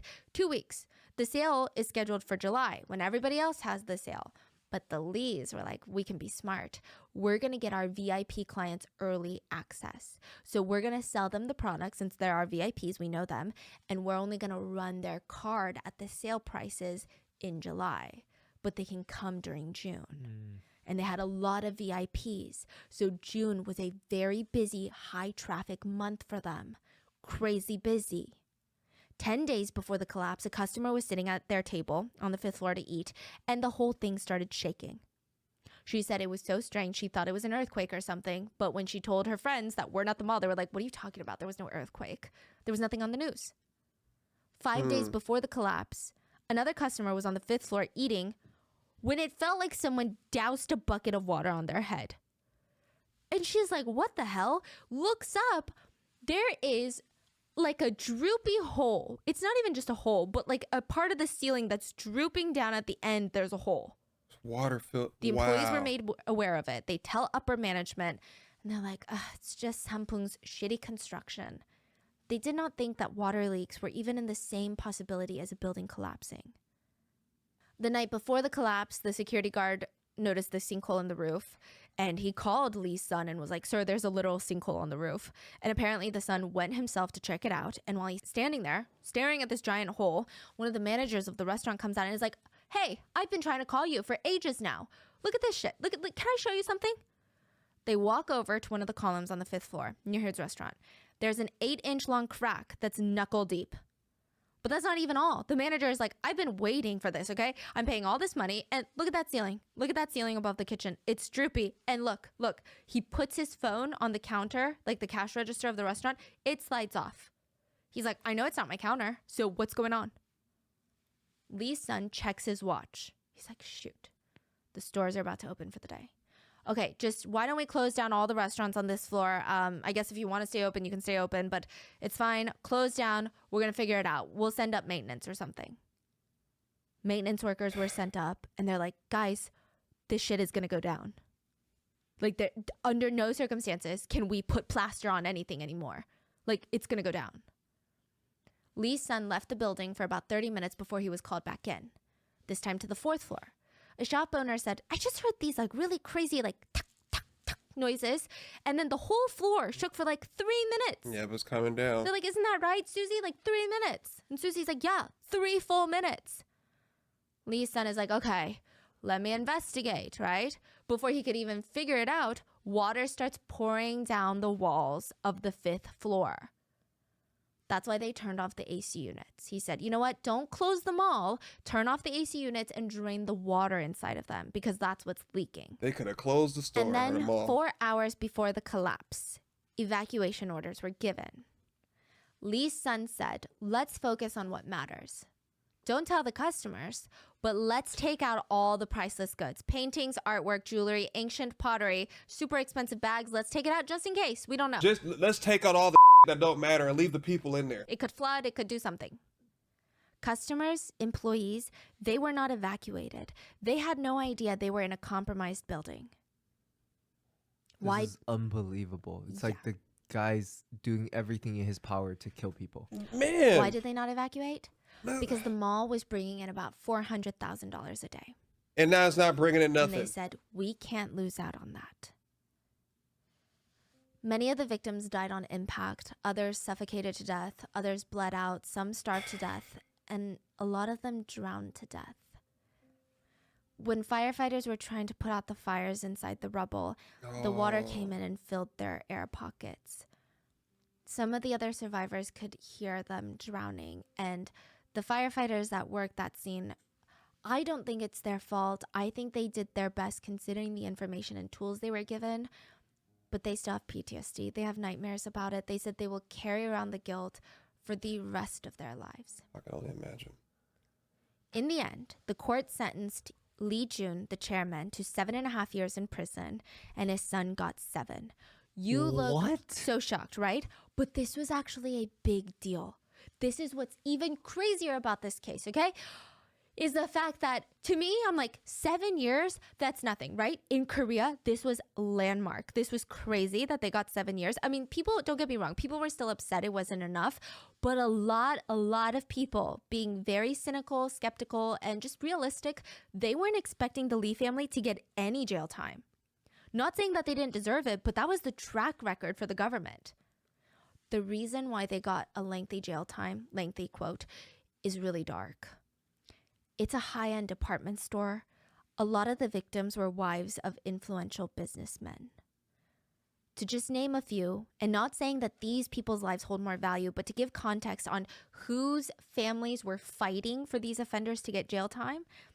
Wife of Samsung Electronics president, wife of Daewoo Motors president. Wife of the Samsung division, electronics division. Oh, okay. Yeah, advisor to Samsung Motors and former head of Korea's Customs Service, advisor to Samsung Engineering and Construction, executive for Hyundai Engineering and Construction, wives of high-powered attorneys, judges, and doctors, a judge's mother. I mean, these were just a few to name. Many of these were the upper echelon of society. These were the elites. And they still only got 7 years. 7 Yes, years. and That ain't nothing. the worst part is netizens speculate, had this been a middle-class mall or a lower-class mall, they But- probably would have gotten no jail time. But why though? What? How is that? Yeah. How? Like. I guess it was a blame-shifting game. So Lee's family would actually shift the blame on government workers that they bribed. So they would say, hey, we didn't pass our safety inspection, but just say we did. And about 30 government workers were fired and arrested as well. So because there were so many people to blame, it became this game of like, who's really at fault? Was it the gatekeeper, the government workers that didn't make sure that the safety inspections were up to date? Was it the Send all of them to jail. Yeah. 500 people died. I agree. Lee was 72 when he got out. He died a year later, so we're not too sad about that. Meanwhile, Lee's son, Jun, is one of the very few families in South Korea, many we've talked about, that are basically socially exiled. They're legally allowed to be in Korea, but he is said to have been spotted living in Russia. We don't know for sure, but like the minute he steps foot in South Korea, I mean, nothing's going So to happen. he's still to him. around right now. Yeah. But he's free. Yes, but I And- think that he has no money. I Really? don't know if he had a lot of hidden money, but the family's fortune was completely liquidated and given to the survivors and victims' families. It's estimated that each family received around 250,000 because there's a lot of people, which honestly is nothing It's compared to not. the life of a loved one. But trust me, this is not a story where victims' families get closure. 500 plus people died. Like, that's a tragedy that is going to be felt nationwide. I mean, think about the spider web of people that are either directly or indirectly impacted by this level of loss. Well, the president of South Korea was asked to say something to the victims. And he said, the collapse of the Sampoong department store today was 21 days ago. I wish for peace for those who lost their precious lives. I pray for the speedy recovery and for those who were injured. And I express my condolences to the families who suffered an unexpected accident. Thank you. He's at his podium, okay? He stands still for maybe 2 seconds and he thinks that the camera is off now. And he turns to his aide and says, that should be enough, right? 감사합니다.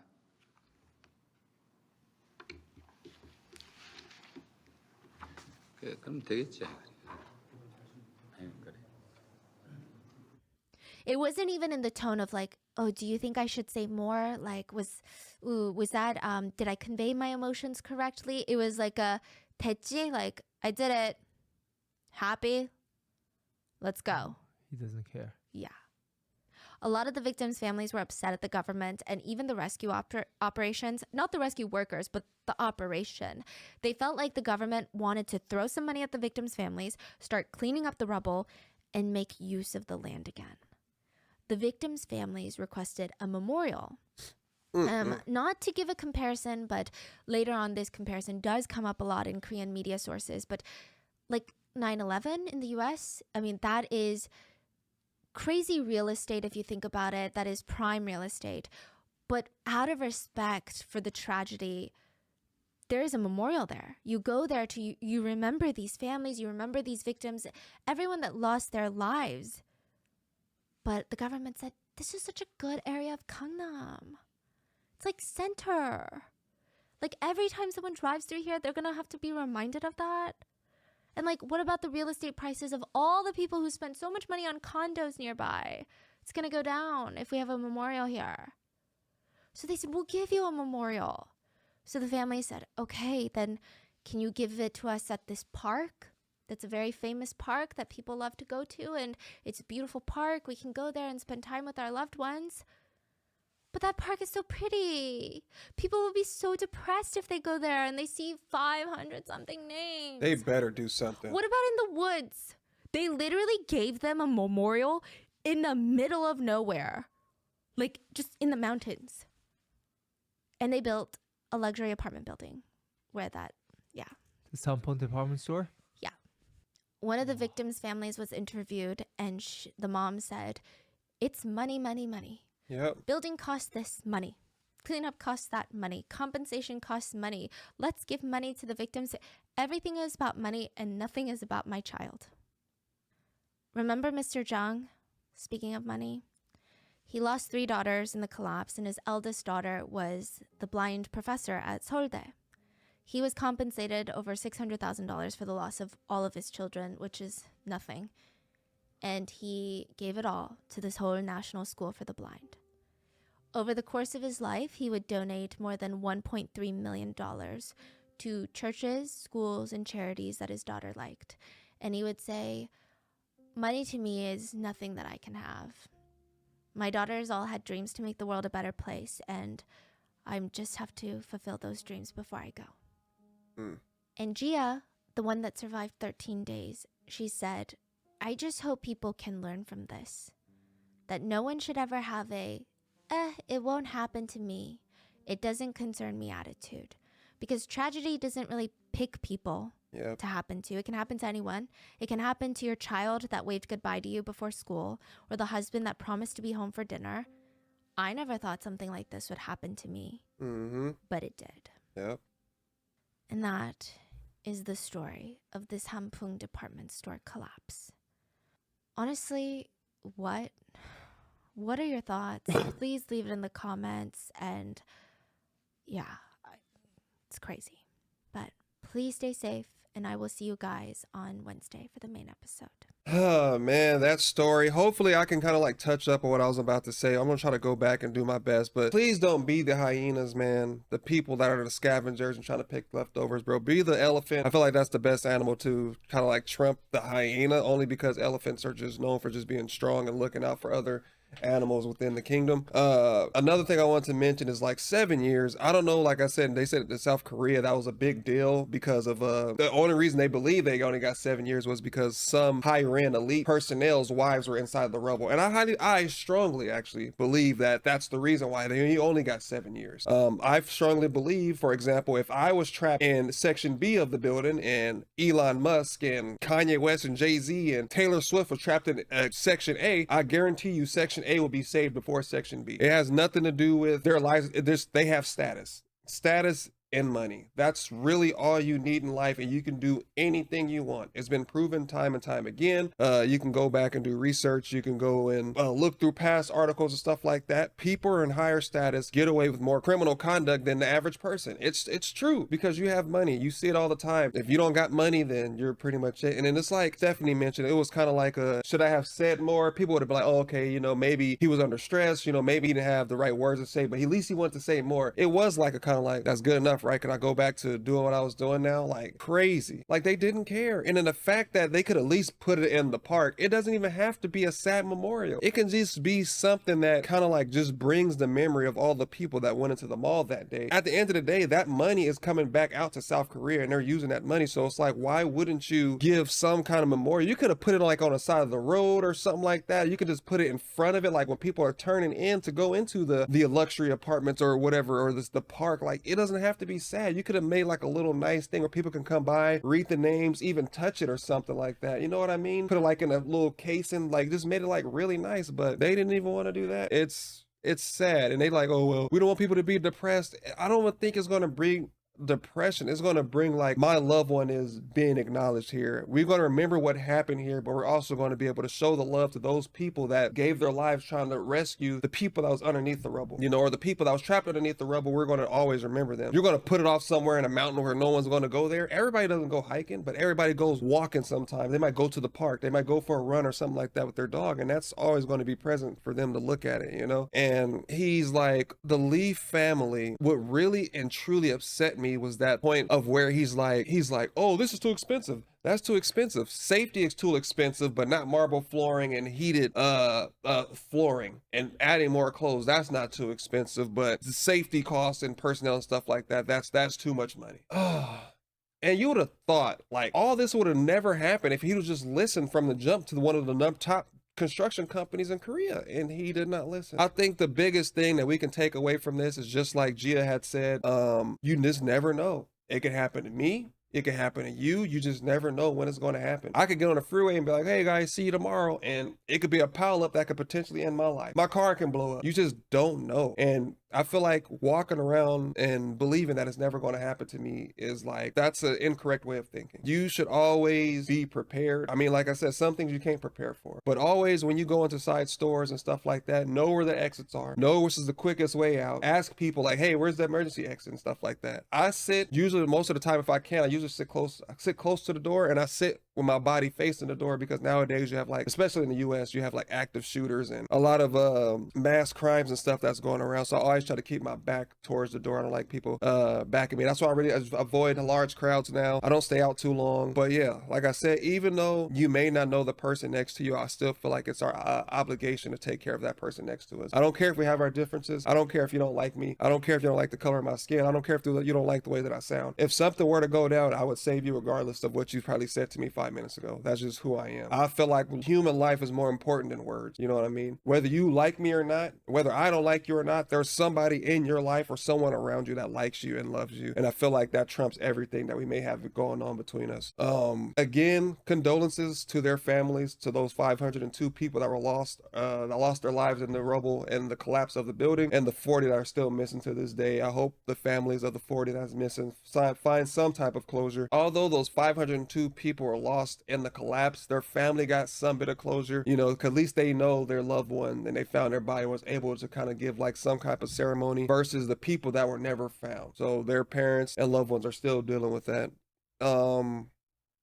Again, if you see something, say something. Lots of people did in this video, from maintenance to the security to the construction companies, told them, they just didn't listen. You know, the workers told them. It was just unfortunate that no one decided to listen. With that being said, just know I love you guys and I hope you guys stay safe. Look out for each other. Try not to hold on to grudges too long. Treat everybody with respect and always be cautious of your surroundings and be aware of your surroundings. Know your exits. If you see something that looks funny, rather be safe than sorry, leave. If something's making you uncomfortable, go with your gut feeling and leave. If your child is telling you something that they normally don't tell you, leave. Big shout out to Michael for maintaining that positivity. Like, I don't even know if I would have came out smiling. He came out smiling and waving and stuff like that. And I feel like I said in the beginning before Stephanie said, I felt like he gave a lot of people that hope. And I hope people can take that as a small victory in regards and respects to those that lost their lives in his place. And hopefully whatever I said in this video didn't offend anybody. Just know I didn't have any malice or ill intentions behind anything that I said. Or if you want clarification of what I was talking about or what I may have meant, please let me know down in the comment section. I feel like I've been pretty good about responding to comments regarding your guys' opinions and stuff like that. But again, this is a safe space. Don't feel like it's something that cannot be said on this channel, but just make sure when you do say it, reread it before you post it, because you never know who might interpret what, and to just avoid the whole conflict thing altogether. But again, this video is by Rotten Mango, so if you guys haven't already, make sure you swoop down to the description box, click on a link, go watch this video in entirety, because I was pausing, stopping, and talking through the whole thing. If you guys are new to the channel, my name is Zems, and welcome to the Crow's Nest. If no one told you today, I love you. Be safe, take care, have a great weekend, or I hope you had a great weekend. Let's go into this week strong and healthy.